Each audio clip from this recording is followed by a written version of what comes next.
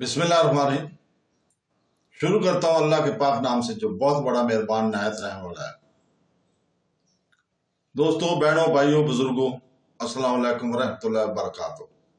آپ کے روزمرہ کے اسلامی سلسلے کی ایک اور روشن قسط میں ہم آپ کو اپنے اس سلسلہ وار ہدایت نور ہدایت میں اسلامی سوالات اور جوابات کے پروگرام میں، جہاں ہم مستند قرآنی آیات اور حدیث کے ذریعے اسلام کے بارے میں علم اور وضاحت حاصل کرتے ہیں، خوش آمدید کہتے ہیں۔ آج کا اہم سوال یہ ہے کہ حضرت آدم علیہ السلام کو آدم کیوں کہا جاتا ہے؟ تو دوستوں، بہنوں، بھائیوں، بزرگوں، پہلے انسان اور نبی حضرت آدم علیہ السلام کا نام گہرے معنی اور خدائی حکمت کا حامل ہے۔ اللہ تعالیٰ نے آپ کو تمام انسانیت کا باپ اور زمین پر چلنے والا پہلا نبی بنا کر عزت بخشی، لیکن کیا آپ نے کبھی سوچا ہے کہ اسے آدم کیوں کہا گیا؟ قرآن پاک، حدیث نبوی اور اسلامی اسکالرز کی وضاحتیں اس مقدس نام کی اصلیت اور اہمیت کو ظاہر کرتی ہیں۔ یہ بتاتی ہیں کہ یہ کس طرح زمین پر اس کے تخلیق، فطرت اور مشن سے جڑتا ہے۔ لفظ آدم عربی کی جز ادیم سے آیا ہے، جس کا مطلب ہے سطح یا زمین کا چہرہ۔ اسلامی روایت کے مطابق حضرت آدم علیہ السلام کو زمین کے مختلف حصوں سے جمع ہونے والے مٹی سے پیدا کیا گیا۔ اس طرح آدم کا نام اس کی اصلیت کو ظاہر کرتا ہے۔ ادیم الارض یا زمین کی سطح سے بنایا گیا ایک وجود، یہ معنی سورہ العمران آیت نمبر 59 میں اللہ تعالیٰ کے ارشاد سے خوبصورتی کے ساتھ مطابقت رکھتا ہے، جہاں وہ فرماتے ہیں، جس کا ترجمہ ہے، بے شک اللہ کے نزدیک عیسیٰ کی مثال آدم کی سی ہے۔ اس نے انہیں مٹی سے پیدا کیا، پھر اس سے کہا کہ ہو جا تو وہ ہو گیا۔ یہ آیت واضح طور پر ظاہر کرتی ہے کہ آدم کی تخلیق زمین کی مٹی سے ہوئی۔ اس کا نام براہ راست اس کی تخلیق سے جڑتا ہے۔ تفسیر ابن کثیر میں روایت ہے کہ اللہ تعالیٰ نے جبرائیل علیہ السلام کو حکم دیا کہ وہ دنیا کے مختلف حصوں سے سرخ، سفید، سیاہ اور بھوری مٹی جمع کریں۔ اس مٹی کو اکٹھا کر کے انسان کی شکل دی گئی، لہذا حضرت آدم کا رنگ اور اس کی اولاد کا رنگ اس کی تخلیق میں استعمال ہونے والے زمین کے مرکب کی وجہ سے مختلف ہے۔ صحیح مسلم حدیث نمبر 2841 میں نبی کریم صلی اللہ علیہ وسلم نے ذکر کیا ہے کہ اللہ تعالیٰ نے آدم کو مٹی سے پیدا کیا، جسے اس نے ساری زمین سے لیا۔ پس بنی آدم زمین کے مطابق آئے، کچھ سرخ، کچھ سفید، کچھ کالے اور کچھ درمیان میں، اور نرم بھی، سخت، شر اور خیبر بھی۔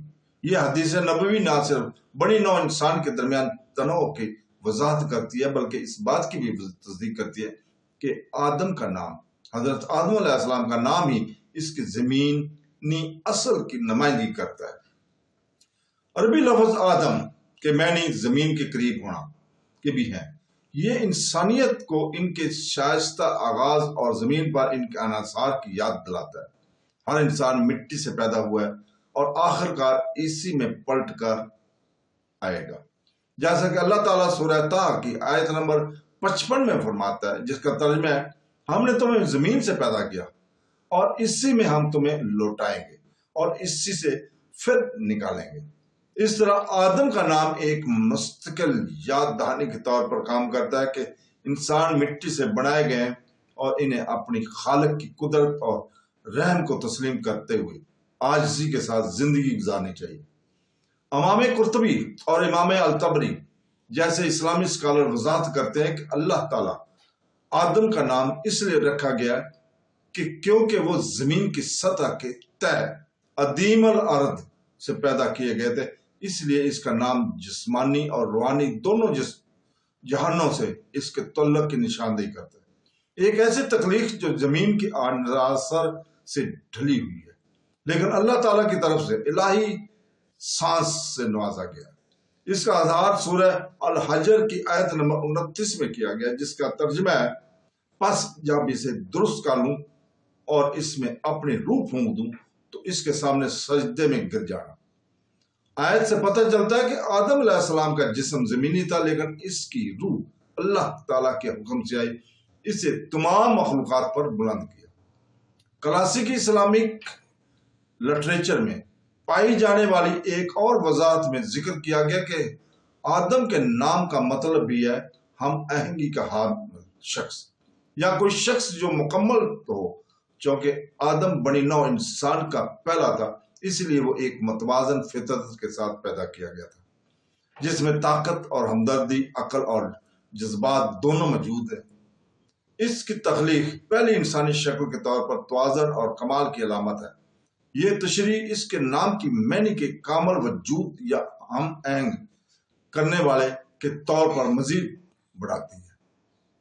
सुनन इब्ने माजा आयत नंबर 4296 में नबी करीम सल्लल्लाहु अलैहि वसल्लम ने फरमाया कि जब अल्लाह ताला ने आदम अलैहिस्सलाम को पैदा किया और इनमें रूह फूंकी तो आदम की छींक आई, आदम को छींक आई और अल्हम्दुलिल्लाह कहा। अल्लाह ताला ने जवाब दिया कि ए आदम, तेरा रब तुझ पर रहम करे।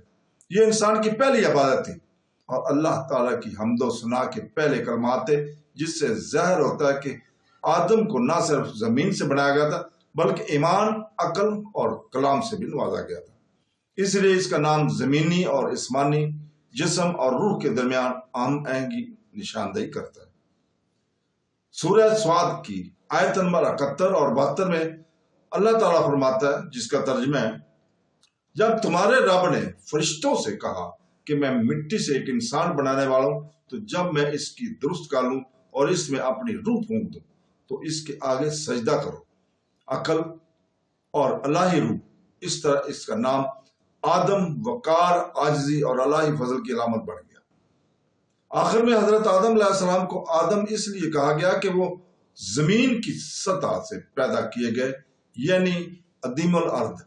इसका नाम इंसानियत और जमीन के दरमियान गहरे तल्लुक की नुमाइंदगी करता है, जो हमें हमारी आजिज़ाना शुरुआत और हमारे अजीम मकसद की याद दिलाता है। ये सिखाता है कि हमारे जिस्म मिट्टी से इतने हैं, हमारी रूहें अल्लाह के हुक्म से आती हैं।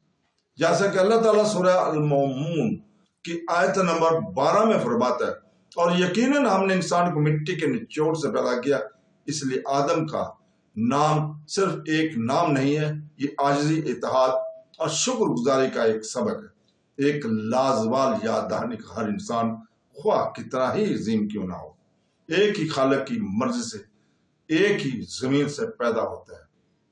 हमारी दुआ है कि अल्लाह ताला हमें आज जो हमने सीखा, सुना, पढ़ा, इस पर यकीन करने और अमल करने की तौफीक अता फरमाए। ऐ अल्लाह ताला हमारे इल्म, ईमान और फहम में इजाफा फरमा। ऐ अल्लाह ताला हमारे दिलों को अपने नूर से भर दे और हमारे अमाल को अपनी रज़ा का जरिया बना दे।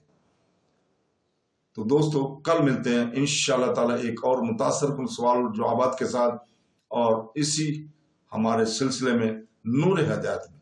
तब तक अल्लाह ताला को याद करते रहो, क्योंकि अल्लाह ताला के जिक्र से ही दिलों को सुकून मिलता है।